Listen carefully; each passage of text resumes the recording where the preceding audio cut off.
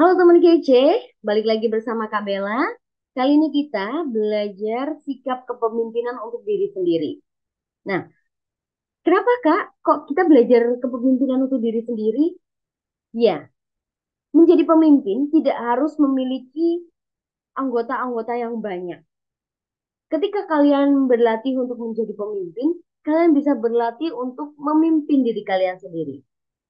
Maka dari itu kalian harus mengembangkan sikap-sikap kepemimpinan untuk diri sendiri. Yuk, kita bahas pada materi kali ini. Nah, self leadership atau kepemimpinan diri adalah salah satu kemampuan penting yang harus dimiliki oleh setiap orang. Pasalnya, tanpa kepemimpinan diri yang baik, orang tidak akan bisa mengejar mimpi-mimpi mereka. Bisa dibilang, self leadership ini menjadi faktor penentu bagaimana seseorang akan menjalani hidup mereka. Nah, manfaat sikap kepemimpinan dalam diri yang pertama adalah keterampilan diri berkembang. Yang kedua adalah menjadi lebih mandiri. Yang ketiga, menjadi lebih produktif. Selanjutnya, kepercayaan diri meningkat dan kebahagiaan juga dapat meningkat. Karakteristik dari self leadership adalah yang pertama adalah keterampilan time management atau disiplin waktu. Bagaimana kamu memanajemen waktu-waktumu. Kalian memiliki list-list hal-hal penting yang harus dilakukan dalam waktu-waktu tertentu, kapan kalian harus belajar, kapan kalian harus bekerja, kapan kalian harus beristirahat. Maka dari itu, self leadership memiliki yang pertama adalah keterampilan time management. Kemudian yang kedua adalah kemampuan untuk mengatasi rintangan. Dalam hidup ini tentu ada rintangan-rintangan, ada masalah-masalah. Maka dari itu, dengan self leadership, tentunya kalian belajar untuk bagaimana sih mengatasi rintangan tersebut. Karena rintangan itu dihadapi, bukan ditinggalkan. Selanjutnya adalah pemahaman diri yang kuat. Jadi kalau kamu paham dengan dirimu, paham terhadap potensimu, paham terhadap kekurangan atau kelemahanmu. Nah, itu tandanya adalah kamu memiliki self leadership yang baik. Selanjutnya adalah berani ambil resiko. Apabila kamu berani ambil resiko, kamu tentunya akan memiliki pengalaman-pengalaman baru yang tidak kamu bayangkan sebelumnya. Barangkali resiko tersebut ternyata menghasilkan dampak yang buruk.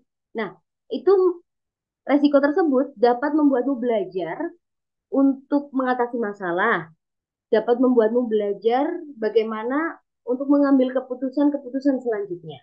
Tapi kalau misalnya resiko yang kamu hadapi itu ternyata membuahkan hasil yang baik, itu juga dapat membuatmu belajar untuk mengembangkan hasil-hasil yang baik tersebut menjadi hasil yang lebih baik di lain hari. Kemudian yang kelima adalah kemampuan belajar. Jadi, apabila kamu ingin memiliki self leadership yang baik, kamu harus terus belajar karena belajar itu tidak hanya di sekolah saja. Dimanapun kita bisa belajar sepanjang hayat. Di umur berapapun kalian bisa belajar. Kemudian yang keenam adalah berorientasi pada tujuan. Seseorang yang memiliki jiwa kepemimpinan yang baik dalam dirinya, maka mereka memiliki tujuan-tujuan yang ingin dicapai. Jadi, hidupnya berdasarkan dari tujuan tersebut. Apabila tidak memiliki tujuan, maka merasakan bahwa hidup ini aman-aman saja, tenang-tenang saja, hidup mengalir seperti air. Padahal hidup ini ada tujuan-tujuan tertentu, ada cita-cita yang harus dicapai. Yang ketujuh adalah kemandirian. Nah, seseorang yang memiliki self leadership yang baik memiliki karakter mandiri. Karena seorang pemimpin tentunya adalah seseorang yang mandiri, tidak bergantung kepada orang lain. Nah, bagaimana sih Kak cara menumbuhkan sikap kepemimpinan dalam diri ini? Yang pertama adalah refleksi diri. Jadilah orang yang rendah hati, praktekkan hal-hal yang kamu percayai setiap harinya. Jalani hari sekarang sebagaimana kamu inginkan di masa depan, bahkan lebih baik lagi, tinggalkan jejak langkah dengan memberikan makna pada hidup orang lain. Kemudian yang kedua adalah jujur pada diri sendiri. Nah, dengan bersikap jujur, kamu akan mampu mengidentifikasi kelebihan serta kekurangan dirimu. Dengan begitu, kamu dapat menyelesaikan akar permasalahan yang menghambat pencapaian tujuan secara maksimal. Kamu hanya perlu mengakui hal tersebut kepada dirimu sendiri dan bertindaklah. Kamu bisa melihat kalau misalnya kalian memiliki kekurangan pada hal tersebut. Tidak apa-apa, karena semua orang memiliki kelebihan dan kekurangannya masing-masing. Apabila kalian memiliki suatu kekurangan, ya bagaimana cara kalian untuk melengkapi kekurangan tersebut dengan kelebihan-kelebihan yang lain. Selanjutnya, tentukan target. Nah, menentukan target baik untuk kehidupan pribadi maupun profesional. Tuliskan fokus pada target, jika menghadapi rintangan, fokus dan konsentrasi pada tujuan utama. Anggap rintangan tersebut sebagai suatu persimpangan sekaligus kesempatanmu untuk mendewasakan diri dalam perjalanan mencapai target. Selanjutnya adalah menjadi seorang pembelajar. Nah, jadilah orang yang ingin terus belajar dengan rasa ingin tahu yang tinggi, kelilingi dengan orang-orang yang dapat memberikan nilai tambah pada hidupmu. Sebagai manusia, kamu belajar dengan lebih cepat dan efektif dengan melihat atau mendengar kisah sukses orang lain. Jadi bangun hubungan dengan orang-orang seperti itu. Misalnya dengan orang tua. Orang tua biasanya memiliki pengalaman yang lebih daripada kalian.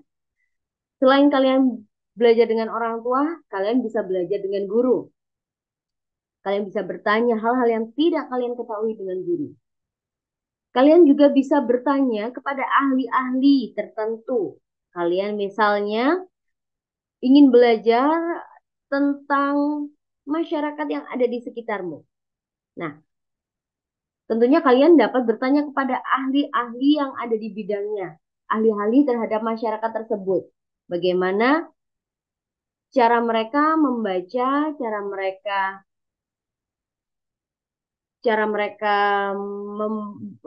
berkomunikasi dengan masyarakat tersebut. Kalian juga bisa belajar dari platform-platform dari sosial media terhadap pencapaian-pencapaian tokoh-tokoh tertentu. Kemudian yang selanjutnya adalah berpikir positif. Jangan berikan ruang untuk hal-hal negatif. Menjauhlah dari segala sesuatu yang hanya akan membawa hal-hal negatif dalam hidup kita. Negativitas dapat tersamarkan dalam bentuk obrolan panjang dengan menyenangkan dengan rekan kerja. Hanya diri kita sendiri yang dapat menentukan apa yang berharga untuk waktu dan tenaga kita. Jadi yang utama adalah positif. Selanjutnya adalah rendah hati. Jadilah orang yang rendah hati dan praktekkan hal-hal yang Anda percayai setiap harinya. Jalani hari sekarang sebagaimana Anda inginkan di masa depan.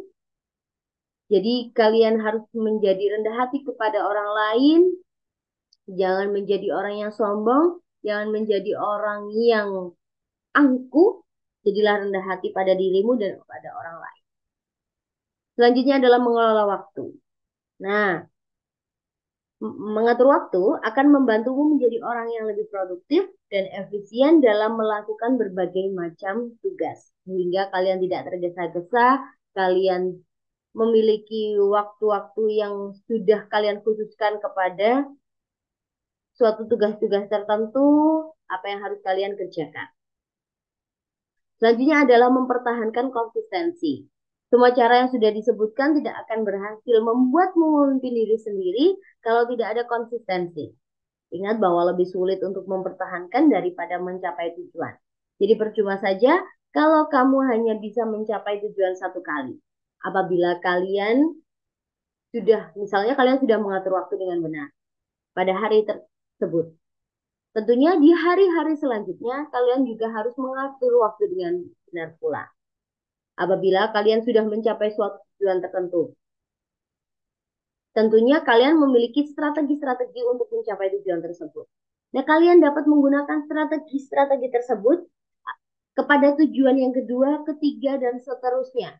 Dan lebih baik jika strategi-strategi tersebut kalian bangun atau kalian tambahkan sehingga tujuan yang kalian capai akan lebih mudah untuk dicapai dan produktivitas kalian akan lebih meningkat.